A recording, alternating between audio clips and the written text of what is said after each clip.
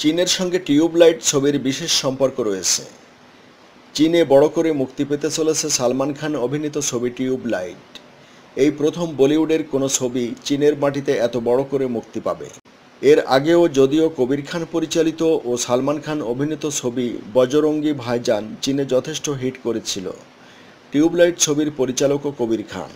Tubelight ছবিতে অবশ্য সরাসরিভাবে চীন যুক্ত, কারণ 1962 সালের ভারত চীন যুদ্ধের প্রেক্ষাপটে তৈরি হয় এই ছবি।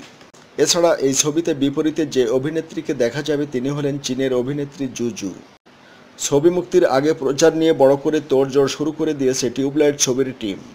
ছবির প্রচারের জন্য বেশ কিছুদিনের জন্য চীন সফরেও যাবেন সালমান, কিন্তু ঠিক কিভাবে প্রচার করবেন সে ব্যাপারে তিনি এখনও মুখ খোলেননি।